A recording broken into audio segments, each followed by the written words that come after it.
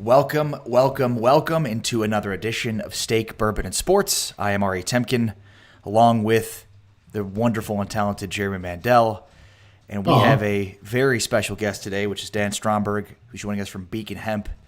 So we're talking about weed today, and CBD and hemp, but also weed. So today, the show is really Steak, Bourbon, Sports, ... and weed. Well, no, we're going to talk about it as it relates to sports, because the reason that we thought to have Dan on is there was a lot made of the NBA ceasing recreational drug testing during the coronavirus quarantine. And they very quietly said, we're also not going to be testing while they're here in Orlando. So apparently, if you just Google it, there's plenty of THC therapy happening down at Walt Disney World. So it very much does, at least right now, or actually probably always, relate to sports. And I kind of want to dig into that. And Dan's a really good guy to ask those kinds of questions about. For me, when I think about how do I get knowledge about this particular topic, I think about, I got to find some guy like Cheech and Chong or something to find something that I know about. But Dan actually, from a historical and scientific perspective and business and all those things, actually knows what he's talking about. And it's rare to find the cross-section of people who have that kind of knowledge with the cross-section of people who are willing to talk to you and me. So that's a fair point. I also love how you just completely go to the stereotype of like every weed smoker is like Cheech and Chong. It's like there's I feel like a lot of people do that.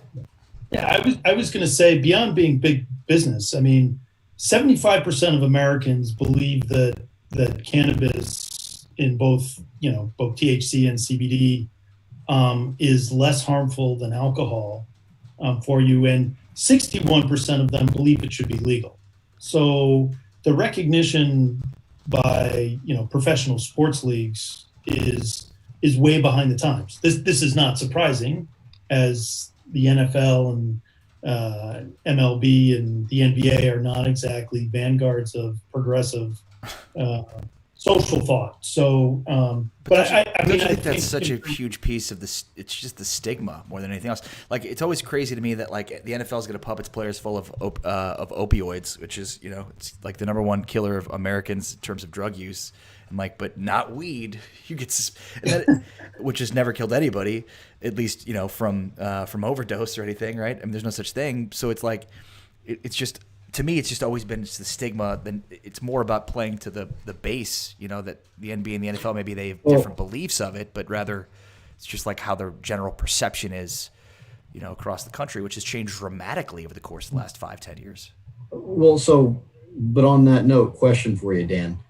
Mm-hmm. We always hear people, and I've heard Ari talk about this before too with the opioids, and I tend to agree with him. But you always hear people say, and particularly for the NFL, where these guys are taking monster hits all the time, well, it's good for them. Can you, and that's basically what I hear, okay, well, if you got hit that much, you'd want to be high too.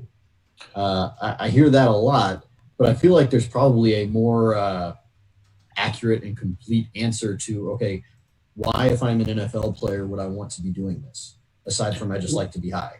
Okay, want to be ingesting.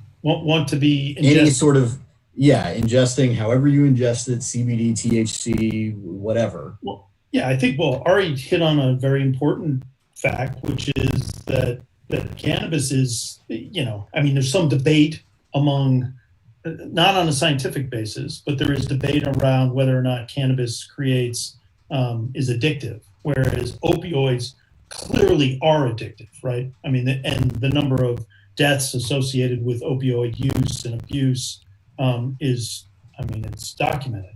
Whereas it's also, there's a natural element of this, right? Where, cannabis is a plant, right? Cannabis is a plant that's grown, you can eat it, you can be healed by it, and you can live in it, right? And so, it has these very deep historical roots. I'm not going to go into, so why are professional sports leagues not embracing cannabis?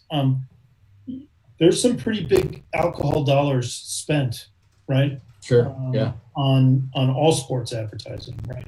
It's across every sport. I don't know what the numbers are, but my bet is that they are the predominant advertising dollars, or at least in the top five when you look at it. So, but you know, cannabis definitely can be used for pain management, inflammation, anxiety, tension. I mean, people, and you know, you would ask me this question. Well, so you know, where's the clinical studies around this? And unfortunately, well, fortunately, those studies are now far greater in number, and are in process. But historically, the status of cannabis in this country made it very, very difficult to actually conduct those studies, right? Yeah, it was a bugaboo to even talk about it. Oh, well, yeah. So let's just start from the start. What's CBD and how is it different from weed? Okay, well, so cannabis, like I was saying before, is a plant, and it has cannabinoids and a number of additional compounds in it. So both CBD, which is cannabidiol, and THC, and I'm not going to try to say the whole word, they are separated. They have the exact same chemical composition. They are separated by one bond, like by one atom bond, which makes CBD, you know,